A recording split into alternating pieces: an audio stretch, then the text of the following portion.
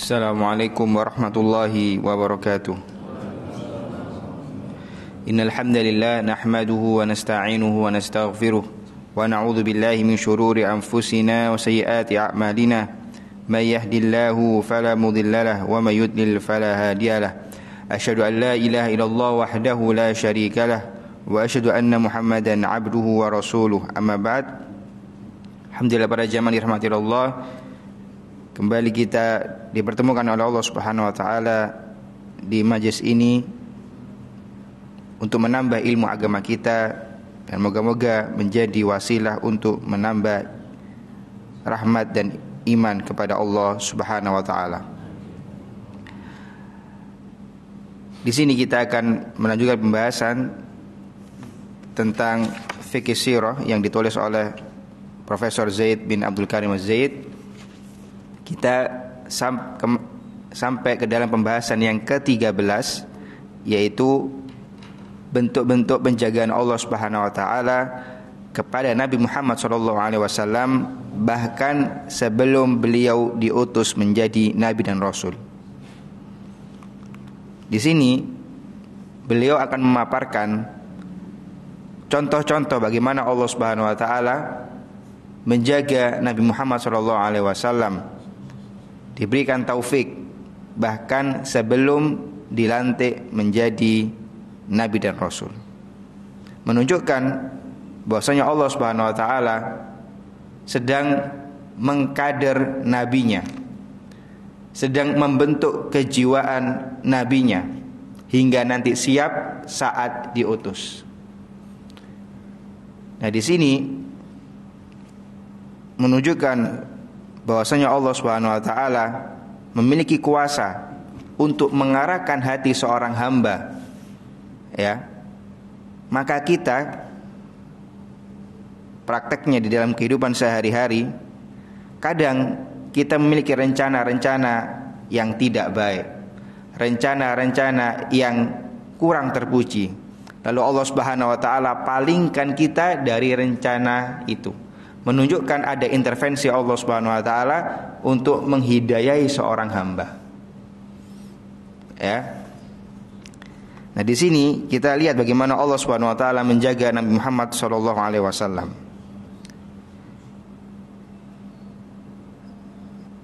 Beliau mengatakan kanat hayatu sallallahu alaihi wasallam qabla bi'tsa hayatan fadilatan syarifatan. Faqad syabba Rasulullah sallallahu alaihi wasallam fi hadzal mujtama' jahili fi aqidatihi wa jahili fi akhlaqihi, walakinahu lam yata'athar bima haulahu min tilkal masawi' war radha'il. Beliau mengatakan, penulis buku ini, bahwasanya hidup Rasulullah sallallahu alaihi wasallam bahkan sebelum diutus adalah kehidupan yang terhormat, yang mulia. Rasulullah SAW tumbuh kembang di masyarakat yang notabene jahili, penuh dengan kejahiliaan, kebodohan, baik di dalam masalah akidahnya, akhlaknya pun seperti itu. Rasulullah SAW tidak terpengaruh dengan kondisi yang buruk seperti itu. Nah, ini para jamaah, manusia itu sifatnya, akhlaknya terbentuk dengan apa yang dia lihat, apa yang dia dengar. Nah, itulah manusia. Makanya kita diperintahkan untuk berhijrah dari tempat yang buruk, maksudnya buruk secara agama, menuju tempat yang baik. Artinya tempat yang kita bisa mengembangkan, ya, keagamaan kita. Karena lingkungan itu membentuk karakter seseorang, tidak bisa dipungkiri, ya. Pengecualiannya ini, Rasulullah dijaga. Tapi manusia biasa, lingkungan itu sangat mempengaruhi dia. Ya, makanya kaum muslimin, ya, saat pergi menuju negeri-negeri orang kafir, itu ada syarat-syaratnya. Ya, tujuannya apa? Agar mereka tidak terpengaruh dengan budaya atau kondisi lingkungan di negeri orang-orang kafir. Adapun yang kita dapati di zaman sekarang, bagaimana orang malah tinggal di negeri-negeri orang kafir, ya, membiarkan anak-anaknya terpapar dengan akidah-akidah atau sistem sosial yang batil yang ada di negeri-negeri orang kafir, itu justru tidak sesuai dengan perintah hijrah tadi. Ya. Nah, di sini kita lihat bagaimana masyarakat yang buruk itu tidak mempengaruhi Rasulullah SAW, karena Allah jaga, Allah tunjukkan jalannya. Yang pertama, kejadian yang pertama, kana sallallahu alaihi wasallam yahtakir hadhil asnam allati ya'buduha qaumuh wa yudrik annaha la tanfa wa la tadur. Faqad kana yawman ma'ahu maula Zaid bin Haritha wa kana sonam min nuhas yuqalu lahu Isaf wa Naila yatamassa bihil musyrikun idza tafu. Fa tafa Rasulullah sallallahu yaqulu Zaid wa tuftu ma'ahu falamma marartu masahtu bihi ay bisanam. Faqala Rasulullah SAW la tamsah aw la tamassahu. Faqultu fi nafsi la musanna hatta andur ma yakun famasahtuhu. Faqala Rasulullah alam anhaka alam tanhi. Fawalladhi akramahu wa anzala 'alal kitab mastalama sanaman hatta akramahu Allah billadhi akramahu wa unzila 'alaihi. Di sini yang pertama, kejadian yang pertama, bahwasanya Rasulullah SAW bahkan sebelum diutus, beliau itu tidak suka berhala. Ya, suka saja tidak, apalagi menyembah. Artinya secara akidah Rasulullah terjaga dari praktek kesyirikan. Kaumnya, ya, itu mayoritas, hampir semuanya menyembah berhala, mengagung-agungkan berhala. Praktek kesyirikan yang sudah menyebar secara masif di masyarakat jahiliyah di zaman Rasulullah SAW. Pun Rasulullah SAW tidak terpengaruh dengan budaya mereka yang mencintai berhala, sesembahan-sesembahan selain Allah. Dan Rasulullah tahu bahwasanya berhala-berhala tersebut tidak bisa memberikan madarat, tidak bisa memberikan faedah. Nah, ini para jamaah, di masyarakat-masyarakat kaum muslimin atau bahkan masyarakat-masyarakat orang-orang musyrikin, ada saja orang-orang yang masih Allah Subhanahu wa taala berikan akal yang waras. Ya, betapa banyak kita melihat orang-orang yang mu'allaf saat ditanya backgroundnya, kenapa kok kamu mau masuk Islam? Salah satu sebabnya, ya, dia mengatakan, saya walaupun Kristen dahulu, paham, kayaknya nggak cocok namanya manusia itu disembah. Hatinya masih selamat, tinggal sedikit didorong masuk Islam.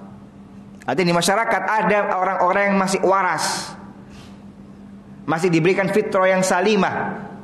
Nah, tugas seorang dai nyari orang-orang seperti ini untuk diajak kepada kebenaran. Ya, ini implikasinya dalam dunia dakwah. Maka kita dalam berdakwah jangan suka generalisasi. Melihat masyarakatnya, oh itu rusak, gak usah selamat no itu, gak usah dipikiri. Mungkin masih ada, kalau kita nyemplung ke masyarakat itu, orang-orang yang hatinya masih ada fitrahnya. Nah, tugas dai harus pandai melihat potensi dakwah seperti itu, untuk ditarik orang itu kepada jalan kebenaran. Ya, artinya jangan menyerah. Ya, jangan menyerah dengan kondisi masyarakat. Orang-orang seperti itu bisa menjadi kader di masyarakat tersebut untuk berdakwah kembali ke negerinya. Nah, ini harus dipahami seperti itu. Ceritanya, suatu saat Rasulullah SAW tawaf dengan Zaid bin Harithah, ya, di sekitar Ka'bah tersebut ada patung yang biasanya orang musyrik itu tabarruk, ya, diusap-usap. Nah, ini bentuk bukti bahwasanya mengusap benda-benda tertentu itu termasuk dalam, ya, dengan pikiran tabarruk, ya, bukan usap pas bersihkan benda-benda, bukan, tapi dengan niatan tabarruk itu termasuk hal yang mencederai akidah seseorang. Ya, buktinya Rasulullah di sini tidak mau seperti itu. Ya, jadi intinya ada berhala yang saat tawaf orang-orang musyrikun zaman itu biasanya diusap karena minta berkahnya, seperti itu.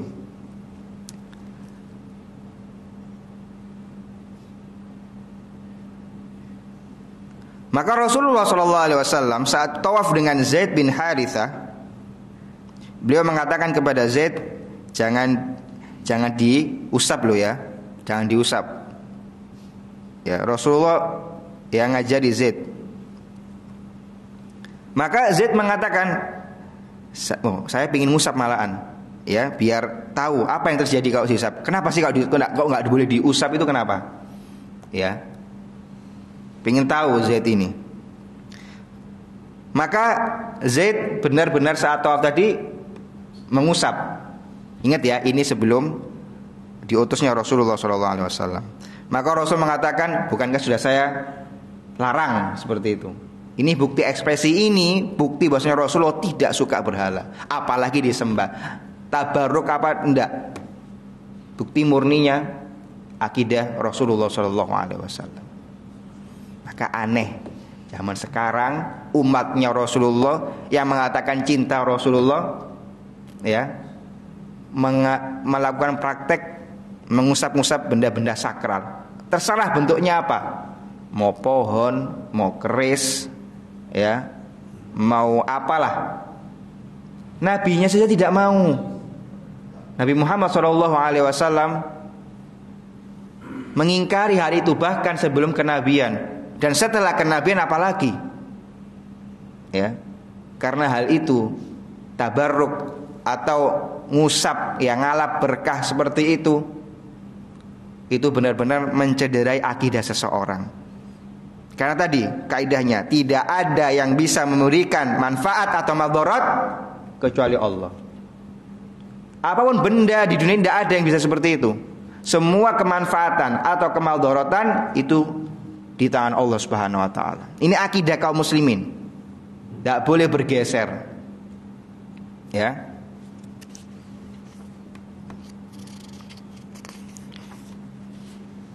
Cerita yang kedua atau bentuk penjagaan Allah Subhanahu wa taala kepada Nabi Muhammad yang kedua, bahwasanya Rasulullah SAW bahkan sebelum diutus tidak pernah minum khamr, jauh dari minum-minuman keras.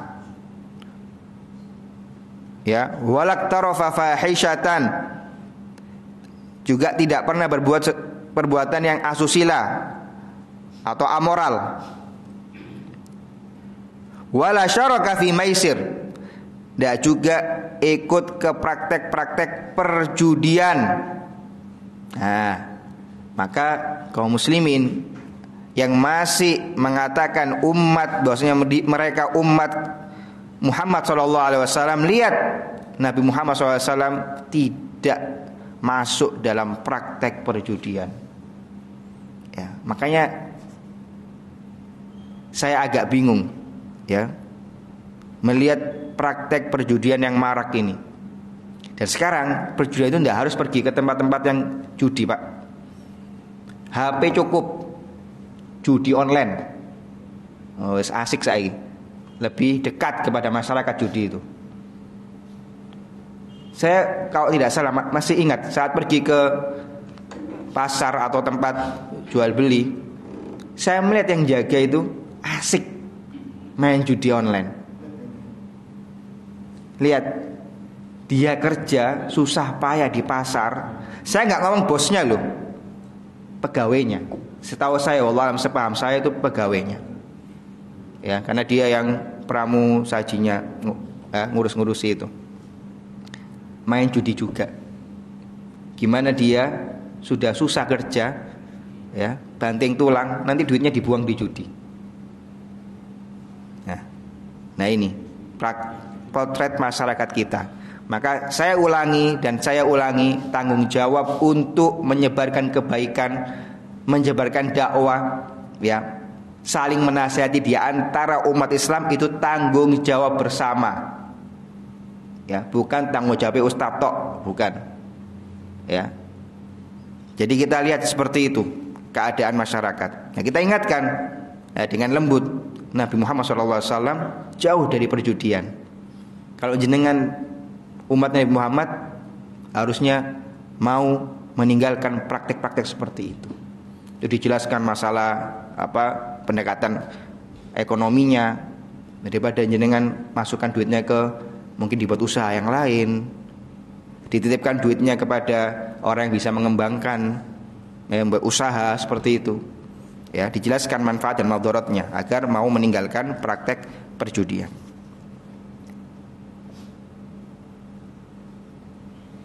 Dia menjelaskan di sini Rasulullah SAW menjauhi khamar, perbuatan yang tidak bermoral, dan juga praktek perjudian. Tetapi beliau mengingatkan, menggarisbawahi, pun Rasulullah SAW walaupun menjauhi semua itu, bukan berarti Rasulullah menjadi orang yang isolasi dirinya, benar-benar tidak bermasyarakat, tidak. Dan ini adalah sifat yang sempurna seperti itu. Kita mampu bersosial dengan masyarakat, tapi nggak ikut kemungkarannya. Susah, Ustadz. Ya itu memang seperti itulah. Kita dituntut menjadi muslim yang standar seperti itu. Kebanyakan yang kita dapati ya di orang-orang yang sudah mengaji, kalau sudah tahu kebenaran, melihat masyarakatnya, loh jauh beda dengan standarnya kaum muslimin, langsung membuang diri. Ini tidak selayaknya. Jauhilah hal-hal yang memang buruk, tapi di sisa hal-hal yang mubah, yang boleh di dalam kehidupan masyarakat, tetaplah berbaur. Dari mana mereka bisa melihat hasil dakwah sunnah kalau dia tidak bersinggungan langsung? Bagaimana dia tahu bagaimana didikan ya sunnah-sunnah Rasulullah kepada sosok atau personalitas orang kalau nggak pernah berbaur? Rasulullah adalah orang yang berbaur dengan masyarakat, tapi juga tegas dalam meninggalkan kemungkaran mereka. Ya, kecuali kalau antum melihat masyarakat 24 jam mungkar terus, ya masuk akal kalau isolasi. Tapi kalau masih ada hal-hal yang mubah yang masih bisa di hidup sosial dengan masyarakat tersebut, ada baiknya namanya orang itu tidak berisolasi, ya, membuang diri dari masyarakat. Kejadian yang ketiga, kanat hunaka ismatun tahmihi sallallahu alaihi wasallam minal masawi al-khuluqiyah. Fa fi sahih al-Bukhari an Jabir bin Abdullah radhiyallahu anhuma qala lamma bunyatil Ka'bah dhahaba an-nabiy sallallahu alaihi wasallam wa Abbas yankulani al-hijarah fa qala Abbas an-nabiy sallallahu alaihi wasallam ij'al izaraka ala raqabatika yakika min al-hijarah fa kharra ala al-ardi. Nah, di sini ceritakan bahasanya Allah juga menjaga Rasulullah SAW dari hal-hal yang kurang baik dalam masalah akhlak. Ya, akhlaknya Rasulullah itu dijaga oleh Allah Subhanahu wa taala. Suatu ketika diceritakan dalam Sahih Bukhari riwayat Jabir bin Abdullah bahwasanya saat dibangun Ka'bah, kita ceritakan kemarin bahwasanya Rasulullah pun juga ikut dalam proses renovasi Ka'bah. Nah, dalam kejadian itu, proses itu saat sedang membantu merenovasi Ka'bah, yang namanya renovasi berarti kan ya ngangkat pasir, ngangkat batu-batu seperti itu. Nah, Rasulullah SAW mengangkat batu bersama pamannya Abbas. Nah, Abbas ini, pamannya Nabi ini, menasihatkan kepada Nabi Muhammad dengan perkataannya, ija'al izaraka ala raqabatika yakika minal hijarah.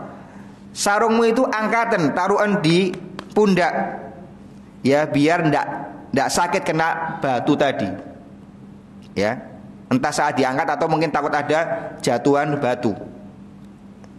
Jadi diangkat izarnya, izar sarungnya. Maka Rasulullah pingsan saat hendak mengangkat sarungnya.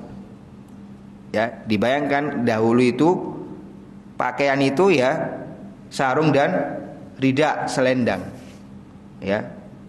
Simple pakaian zaman dahulu. Kalau diangkat izarnya ya terlihat auratnya. Ya, maka Allah SWT tidak berkehendak nabinya membuka auratnya. Kembali, ini juga pentingnya menjaga aurat. Ya, pentingnya menjaga aurat. Dan jangan dikira Bapak sekalian, aurat itu cuma untuk lawan jenis. Yang sama laki-laki atau perempuan ke perempuan itu tetap harus menjaga aurat. Ya. Itu yang kadang-kadang masyarakat salah kaprah. Halah padha lanange ae lho. Nah, sering dalile kayak gitu. Ganti di ruang ganti misalnya mau olahraga, mau futsalan, ya. Kok gak ada batas sih. Asal copot aja. Nah, ini sifat malu di dalam masyarakat Islam itu ditekankan. Maka di dalam sebuah hadis Rasul mengatakan al-haya'u khairun kullu. Rasa malu itu adalah kebaikan seluruhnya. Ya. Karena suatu ketika ada dua orang saudara, satunya ini saudaranya pemalu, satunya biasa. Maka dulure saat ngelihat saudaranya ini kok pemalu banget, itu diingatkan, kamu tuh malu-malu, lanang kok malu-malu, ketok lemah.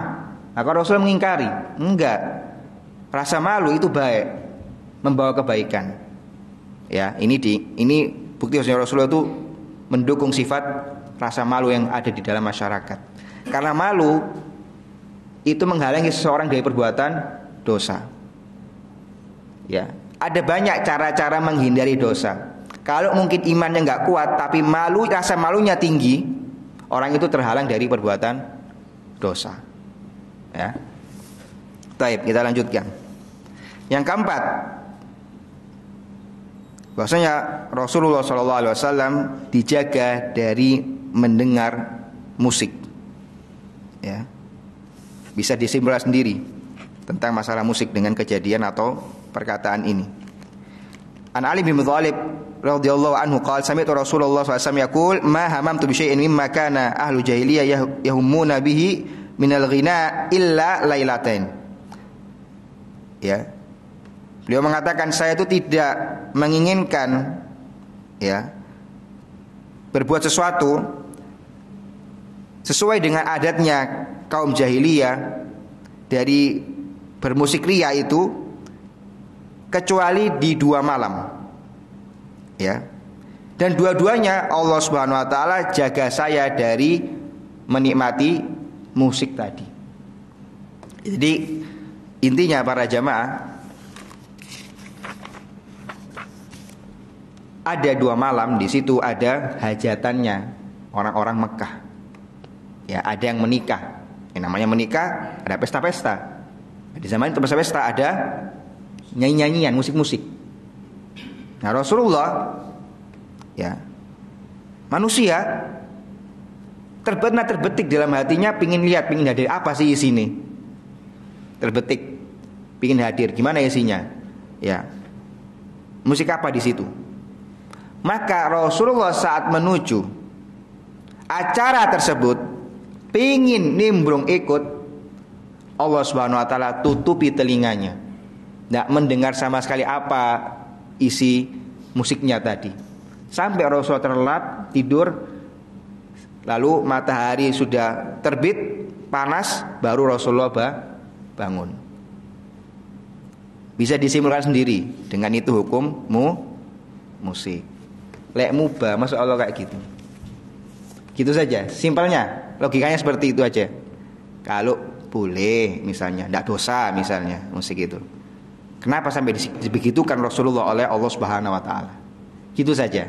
Daripada ayat-ayat dalil, lihat saja bagaimana Allah menjaga nabinya.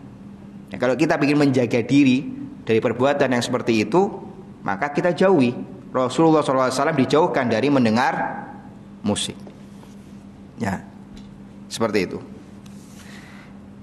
Yang kelima, diceritakan oleh Jubair bin Mut'im,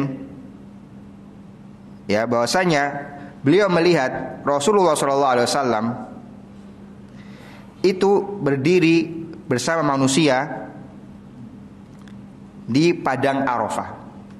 Dan kita tahu di zaman jahiliyah orang-orang Quraisy merasa bahwa mereka adalah penjaga rumah Allah, keluarganya Allah Subhanahu wa taala. Maksudnya adalah penjagaan Allah Subhanahu wa taala. Dan mereka merasa dalam prosesi hari Arafah tidak perlu keluar ke Arafah, harus tetap di dalam perbatasan haram, yaitu di sini dikatakan mereka tetap berada di Musdalifah, ya, dalam lingkup haram, tidak mau pergi ke tanah halal yaitu Arafah. Maka Rasulullah SAW walaupun posisinya dari suku mana? Quraisy, Rasulullah nggak ikut adatnya mereka, nggak ikut adatnya Quraisy. Keluar di hari Arafah, ya di Arafah, nggak usah di perbatasan, karena adatnya orang-orang Quraisy ada di perbatasan. Mereka nggak mau melangkah keluar dari haram, merasa dirinya adalah, ya, koncennya Ka'bah. Ngapain keluar? Terhormat kita orang, nggak mau keluar dari tanah haram. Rasulullah tidak. Rasulullah keluar karena yang Arafah ya harusnya di Arafah. Seperti itu. Ini bukti bahwasanya Allah berikan taufik kepada Nabi Muhammad SAW. Ya, dan seseorang bila mengetahui kebenaran, jangan sampai dihalangi oleh namanya adat istiadat. Salah satu penghalang hidayah seseorang, dia terpaku, ya, terjerat dengan jeratan adat istiadat. Kalau kita yakin itu benar, maka jangan mau dihalangi, ya, oleh apapun. Umur ini terbatas, Pak. Kita nggak hidup selamanya. Dan namanya hidayah, hati ini berbolak-balik. Nah, suatu saat sahabat pernah bertanya kepada Rasulullah SAW, "Wahai Rasulullah, apakah benar hati itu berbolak-balik?" Hati itu berbolak-balik, ya. Hari ini A, besok B, hari ini C, besok D. Maka Rasul mengatakan iya. Ya.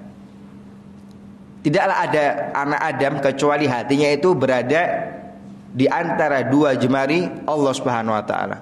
Dibolak-balikkan sesuai dengan keinginan Allah Subhanahu wa taala.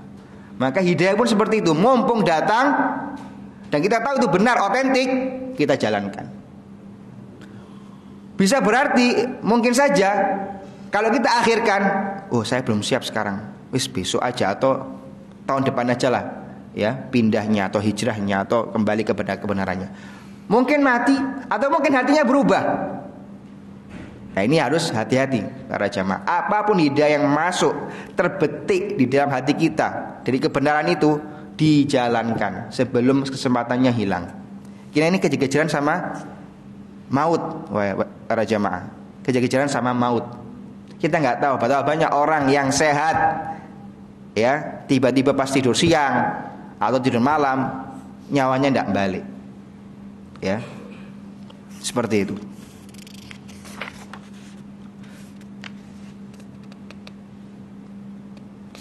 Yang keenam, ya, Rasulullah SAW bahkan dalam sebelum diutus menjadi seorang nabi, Rasulullah terkenal dengan kejujurannya. Makanya kita masih ingat cerita yang lalu saat Rasulullah masuk ke Masjidil Haram untuk dijadikan hakim di antara perselisihan orang Quraisy tentang siapa yang meletakkan batu Hajar Aswad ini. Apa kata mereka? Al-Amin, Al-Amin, Radina bil Amin. Nah, orang yang amanat, orang yang jujur. Kita ridho dengan orang yang jujur.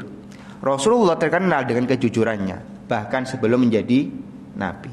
Berarti kalau kita tahu Rasulullah jujur, berarti dijaga dari apa? Dijaga dari kebohongan, dijaga dari khianat, dijaga dari ingkar janji. Nah, ini bahwasanya Rasulullah SAW tinggi akhlaknya bahkan sebelum menjadi nabi. Bukti Allah SWT mendidik nabinya, mengawasi tumbuh kembang nabinya. Akidah yang jelek, akidah yang rusak, minggir. Akhlak yang rusak, minggir. Amalan-amalan adat istiadat yang tidak benar, minggir.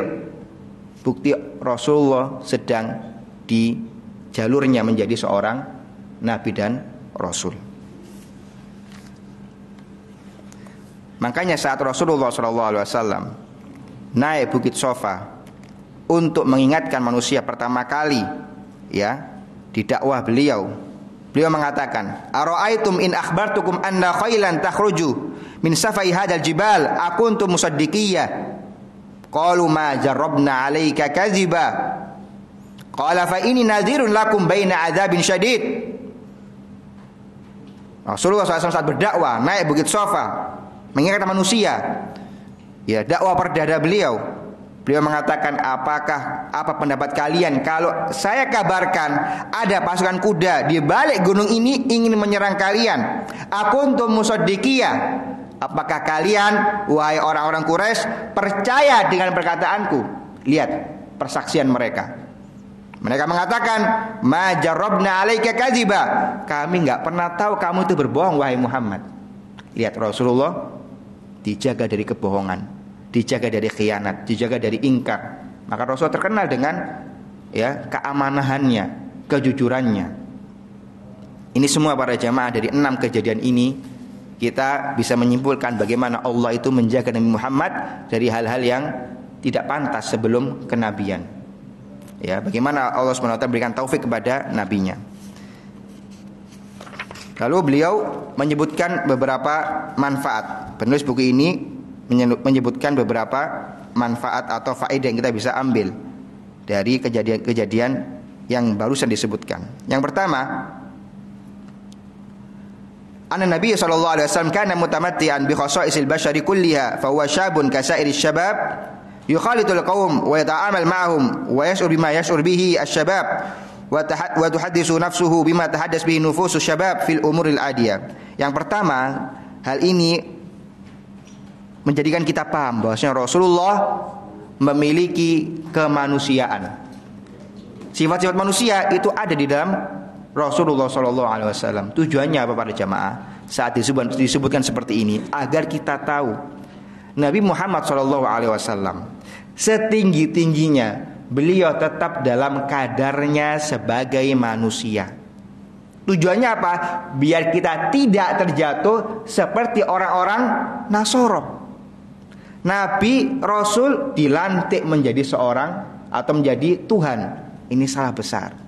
Maka dalam hati kita, sebesar-besar ta'zim kita kepada Nabi Muhammad SAW, jangan sampai pernah terbetik kita menyematkan sifat-sifat ketuhanan kepada Nabi Muhammad SAW. Kita diperintahkan oleh agama untuk memuliakan, menghormati beliau SAW, tapi jangan sampai kebablasan. Karena yang kebablasan itu tidak diperintahkan. Kita masih ingat perkataan Ibnu Qayyim bahwasanya syaitan dalam melihat manusia untuk menyengsarakan, menyesatkan manusia itu ada 2 cara. Kalau enggak orang itu digiring kepada idha'ah, artinya menyia-nyiakan, disuruh sholat enggak sholat, disuruh poso enggak poso. Atau cara kedua, metode yang kedua, dibuat hulu, berlebih-lebihan. Ya, sholat 5 waktu diimbui 7 ae. Kuat aku lek 5 aku kurang asik, kurang khusyuk, kurang dalam beragamanya. 7 waktu saya sholat. Ya. Puasa yang wajib Ramadan. Enggak, sekalian Muharram bisa aku poso penuh. Ya, wajib bagi saya. Nah, ini masuk ke dalam ghulu. Maka beliau saat memberikan faedah yang pertama ini, efeknya kepada tauhid. Setinggi-tingginya kita menghormati, memuliakan Nabi Muhammad, jangan sampai diletakkan kepada posisi ketuhanan. Tidak boleh. Rasulullah berdakwah 23 tahun itu untuk mengingatkan umatnya, tidak ada yang sebanding dengan Allah. Jangan jadikan patung-patung ini sesembahan selain Allah. Dan orang Quraisy kalau ditanya siapa pencipta langit dan bumi, siapa yang memberikan rezeki kalian dari langit, itu siapa? Jawabannya siapa? Allah. Tahu mereka. Tapi kalau disuruh doa langsung sama Allah, tidak mau. Kita itu kotor, kita itu tidak pantas. Lihat orang-orang soleh yang meninggal ini, yang sudah dipatung-patungkan ini, sudah dikultuskan ini, mereka yang di penengah kita untuk bisa sampai ke Allah. Ya, karena mereka ini dekat sama Allah. Mereka akan berikan syafaat kepada kita. Lihat, bahasanya bagus, memberi syafaat. Maka praktik inilah yang selama 23 tahun diperangi oleh Rasulullah. Ini jangan salah paham kaum muslimin. Ya. Maka jangan sampai kita kembali mengulangi penyakitnya umat yang terdahulu. Dan kita sudah sebutkan di pengajian yang lalu, akal manusia itu kalau tanpa wahyu akan kembali kepada kesalahannya yang lalu. Kita sebutkan bagaimana Nabi Nuh, ya, di dalam kaumnya yang syirik-syirik semua sudah tenggelam, direset. Tinggallah bersama Nabi Nuh orang-orang yang muwahhidun, yang bertauhid, yang berakidah shahihah. Tapi lihat, manusia kembali nggak kepada praktek kesyirikan? Balik lagi. Penyakitnya podo, karena sing bisiki ya podo, seton. Ya. Maka tugas kita terus mengingatkan umat. Seperti setan itu terus menyesatkan umat, kita yang tahu kebenaran terus mengatakan kebenaran. Karena kalau tidak, Pak, masyarakat ini akan dikembalikan kepada praktek-praktek semua. Kita yang baca Quran, baca hadis, apapun untuk melihat kerusakan-kerusakan umat terdahulu, itu ada prospek, ada probabilitas kembali dilakukan oleh umat setelahnya. Sekarang umatnya Nabi Lut, apa penyakitnya? Homoseksual. Ya. Balik nggak di zaman ini? Balik, Pak. Semua penyakitnya. Dulu, ya, orang Nasoro sukanya kalau ada orang yang mereka muliakan meninggal, dibuatkan apa? Patung-patungnya, dibuatkan lukisan-lukisannya, diletakkan di tempat peribadatan mereka. Terjadi nggak zaman sekarang kaum muslimin? Terjadi. Foto-foto ini dipajang-pajang. Ya, umat ini, Pak, kalau tidak diingatkan bakal balik kayak penyakit-penyakit terdahulunya. Karena yang bisiki podo, ya, cara-cara metode dalam itu dibisik nomeneng. Nah, inilah kita harus hati-hati, ya.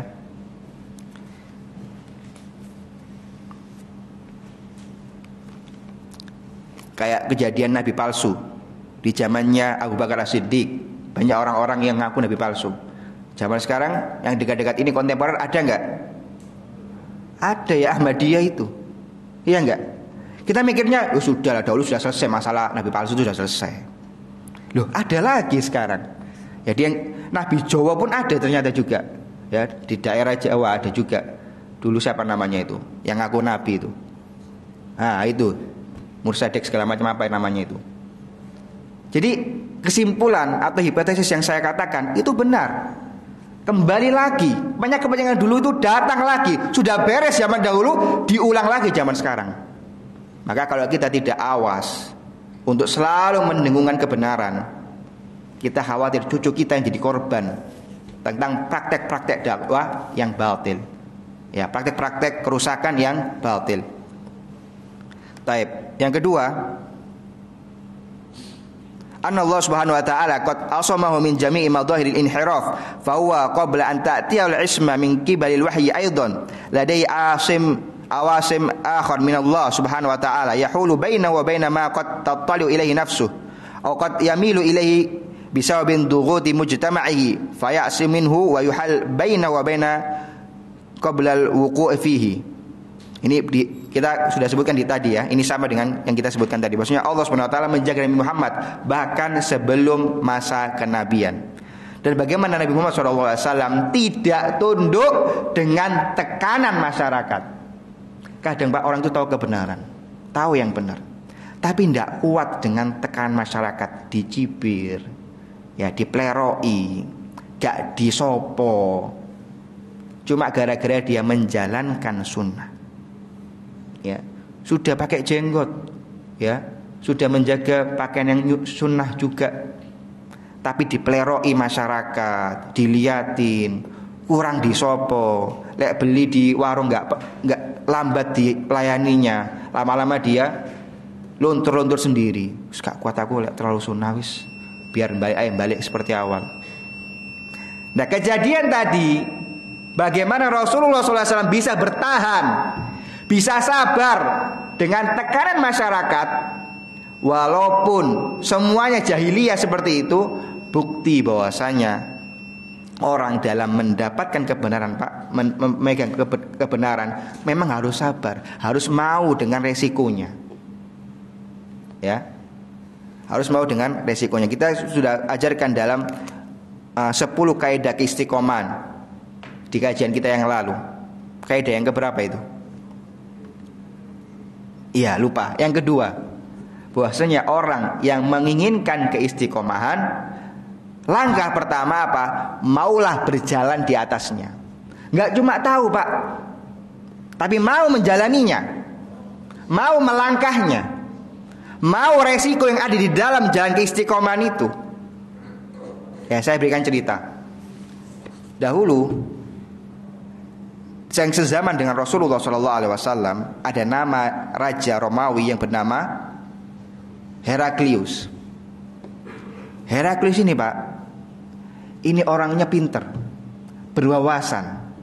Anggapannya kalau zaman sekarang itu udah profesor, ya gelarnya, terdidik. Dan kita tahu zaman dahulu, ya zaman kuno itu orang yang bisa mendapatkan akses pendidikan itu cuma orang ningrat, orang yang punya darah biru, diajari. Ya, salah satu ilmu yang Heraklius dapati adalah ilmu Alkitab, ya ilmu buku-buku wahyu, baik itu punyanya Nasrani ataupun Yahudi. Karena Syam berada di bawah kerajaannya, dia punya akses ilmu ke situ dan dia belajar. Maka saat ada utusan, ada selentingan berita, ada nabi yang muncul di tanah Arab, yaitu di Mekah, dia sudah memproyeksikan, ya sampai mengatakan kepada kumpulan pedagang kaum Arab saat itu yang datang, beliau mengatakan, saya itu tahu di zaman-zaman ini bakal muncul nabi terakhir. Dia mengatakan, tapi saya tidak tahu kalau dia bakal datang dari kalian, wahai orang-orang Arab. Karena dahulu namanya nabi itu keluar dari mana? Bani Israel. Ya di Syam-Syam gitu, gelibetannya di situ. Tapi kalau bisa muncul dari kalian, di antah berantah di tengah gurun, saya nggak nyangkanya di situ. Maka saya itu dipanggil kan para pedagang Arab, ditanyai nasabnya Rasulullah, ditanyai bagaimana kondisi ciri-ciri nabi tersebut sampai segala macam, sampai akhirnya keluarlah dari survei tadi. Ya, ini kayak buat penelitian. Surveinya tadi membuktikan, ya inilah nabi yang terakhir. Ya. Maka saat sudah mengetahui kebenaran, sayangnya Heraklius tidak mau menapaki jalan kebenaran tersebut. Cuma tahu saja, yakin saja, tapi tidak menapakinya. Makanya kita katakan, ya kebenaran itu nggak cuma diketahui, Pak. Tugas mencari yang benar itu sudah sulit. Di tengah banyaknya aliran pemikiran yang menamakan dirinya Islam, saat sudah mendapatkan yang benar, pegangan, jalankan, jalanilah. Karena kalau tidak dijalani, tidak bakal ada manfaatnya. Orang Yahudi tahu nggak kebenaran, Bapak, tentang Nabi Muhammad? Tahu, bahkan di tarikh dikatakan mereka mengatakan bersorak-sorak kepada orang-orang Arab, kami akan melibas kalian kalau datang Nabi terakhir. Datangnya dari pihak musuh, orang Arab juga. Maka mereka tidak mau, mengingkari. Tahu kebenaran tapi tidak mau menjalaninya, menerimanya, konsekuensi dengan kebenaran yang dia terima. Faedah yang ketiga, anna wa asha sallallahu alaihi wasallam fi syababihi mutamayyizan bil akhlaqil hasanal fadilah wa salamatil fitratil kariha lil wathaniyat wa syirkiyat wal khurafat. Fanasha'a naqiyan nazihan nadhifan ma'rufan bisidqi wal amana wa kulluha tumahidu lirisalati sayahmiluha.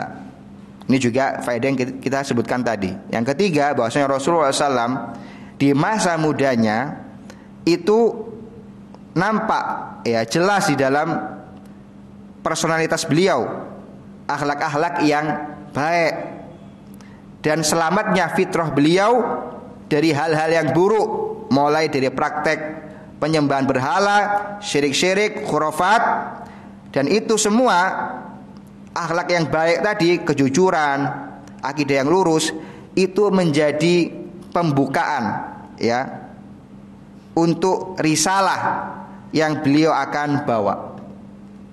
Ini juga faedah penting bagi kita para jamaah.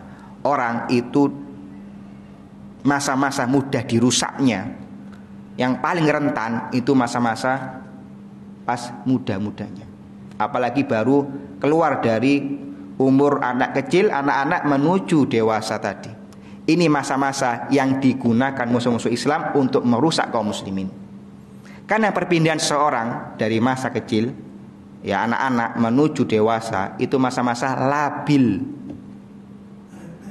Dia dibilang anak kecil nggak mau, tapi dibilang dewasa belum pepek pemikirannya. Nah, ini yang dipakai orang-orang yang benci Islam untuk merusak generasi kaum muslimin. Nah, kita ya mungkin posisinya sebagai orang tua, paman, atau sebagian sudah menjadi kakek, harus melihat, jaga turunannya ini, anak turunannya ini. Karena masa-masa muda itu masa di mana mudah dirusak. Karena mereka tidak punya pendirian, masih kanan kiri, masih mencari jadi diri. Nah, orang-orang kafir, orang-orang yang benci Islam tahu hal ini, kesempatan ini, maka diberikanlah tontonan-tontonan yang buruk, diberikanlah ya model-model style-style yang batil.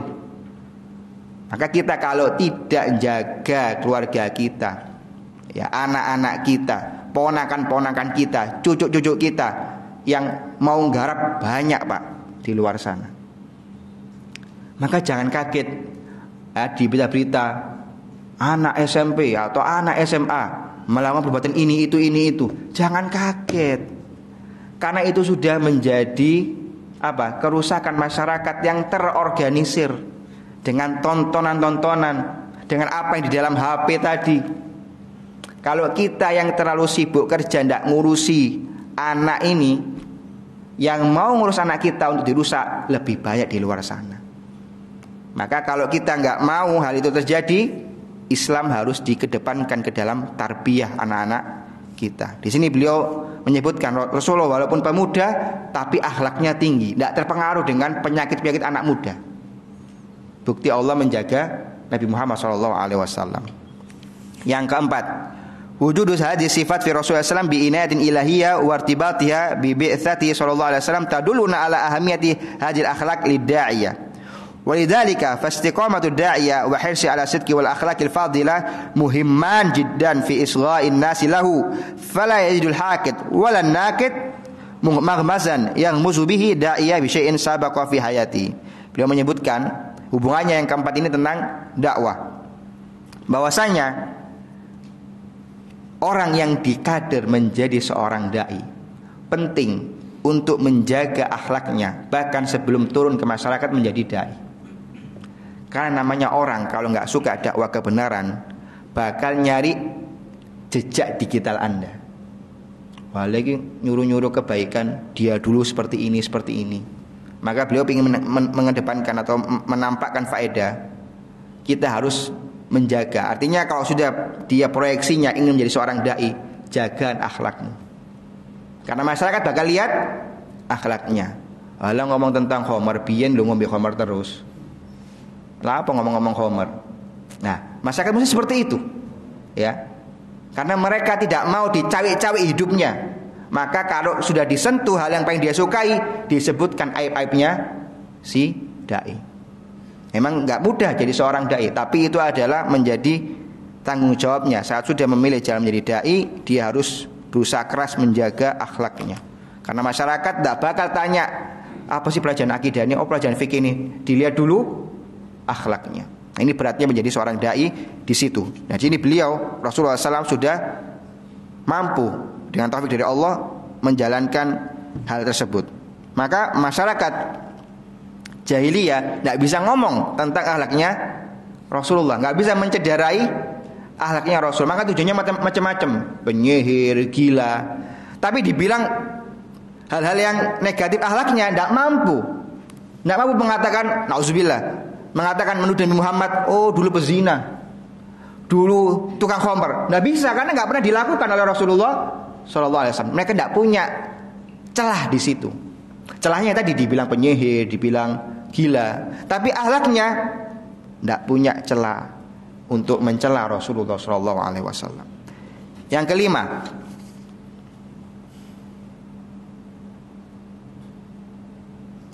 Karena minal yasir an yuladu Rasulullah sallam wa qad nazat minhu mahabbatan ma yuhibbu syabab min ar-raghba fil lahwi wa tahawun fit ta'arri wa yansha ba'idan an dzalik walakin qad yufham hadha ala annahu intiwa wa in'izal anil mujtama'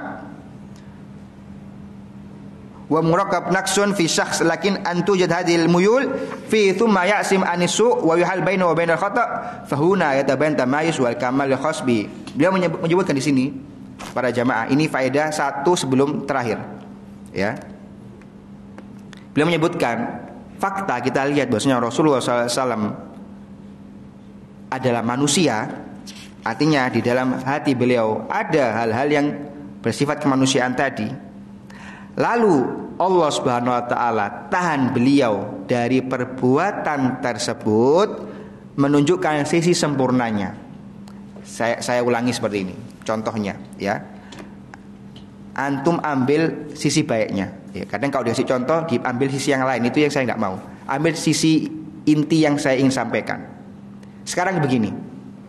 Lebih mulia mana, Pak?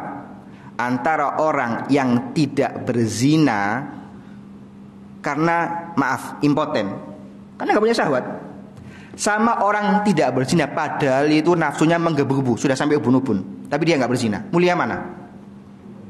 Yang kedua. Ya. Di sini beliau ingin mengatakan hal itu, penulis buku ini. Rasulullah punya jiwa-jiwa pemuda, tapi beliau tahan, beliau dipalingkan oleh Allah dari hal tersebut. Artinya meninggalkan kemungkaran itu bukan karena memang tidak punya kemanusiaan, tidak punya jiwa manusia. Rasulullah manusia, punya jiwa manusia, tapi Rasulullah menjaga akhlaknya, menjaga amanahnya, menjaga dirinya dari tidak berkhianat, ya, menjaga dirinya dari praktek-praktek itu kita sebutkan jauh dari hal-hal yang biasanya dilakukan oleh anak muda zaman itu. Nah, beliau ingin menyebutkan hal itunya. Beda orang yang meninggalkan kemungkaran karena dia tidak punya kecondongan seperti itu dan dia tahan, beda dengan orang yang punya kecondongan tapi ditahan. Lebih mulia yang kedua, ya. Tapi kita tahu bahwasanya Rasulullah SAW seada-ada jiwanya pemuda, tapi jelas hatinya tidak seperti hati manusia yang lain. Kita ingatkan dulu ada kejadian apa? Rasulullah dibelah dadanya dan dicuci hatinya. Jelas beda. Tapi tetap itu tidak mendelet atau menghapuskan sifat kemanusiaan Nabi, ya. Yang keenam, angkarul ulama riwayat allati tushiru ila anna Rasulullah SAW kana yashhadu ma'al musyrikin ma syahidahum wa bayanu adama thubuti syai'in minha. Wa ma'a dzalik istadalla Qadhi Iyad rahimahu bidalil aqli ala adami musyarakati Rasulullah SAW qaumahu qabla bi'tsa fi jahiliyatihim faqala inna Quraisyan qad ramat nabiyyana alaihi salam bi kulli ma aftarathu wa ayyara kuffarul umam anbiya'aha bi kulli ma amkanaha waqtalaqathu mimma nasallallahu alaihi an naqratu ilaina ar-ruwat wa lam najid fi syai'in min dzalika ta'yiran wahid minhum. Ya, ini beliau intinya di akhir yang ke-6 ini beliau mengatakan apapun yang Anda dengar dari riwayat-riwayat yang mengatakan Rasulullah ikut nimbrung berbuat mungkar seperti kemungkaran orang-orang jahiliyah, maka jangan dipercaya. Tadi logikanya, seandainya Rasulullah pernah melakukan hal-hal yang tidak bermoral, ya, baik dalam segi akhlak apalagi dalam masalah akidah, nanti hal ini bakal digunakan orang-orang jahiliyah untuk menyerang Rasulullah saat berdakwah. Toh tidak dilakukan. Kenapa? Karena memang tidak ada. Seandainya Rasulullah pernah sujud ke berhala, seandainya Rasulullah pernah minum khamar, seandainya Rasulullah wa'idzubillah pernah berzina, maka hal ini bakal jadi bahan ejekan Rasulullah saat berdakwah. Tetapi tidak pernah ada, berarti tidak pernah Rasulullah lakukan. Paham ya Pak ya? Jadi seandainya Rasulullah pernah melakukan hal yang buruk itu, bakal dijadikan ejekannya Rasulullah saat berdakwah. Tapi mereka tidak mampu. Mampunya cuma mengatakan Rasulullah gila atau penyihir. Ya, Rasulullah tidak dituduh, tidak digunjing dalam celah-celah yang lain, karena Rasulullah dijaga oleh Allah Subhanahu wa taala. Baik, itu yang bisa saya sampaikan, moga-moga bermanfaat. Kurang lebihnya mohon maaf. Subhanakallah bihamdik, asyhadu an la ilaha illa anta astaghfiruka wa atubu ilaik. Assalamualaikum warahmatullahi wabarakatuh.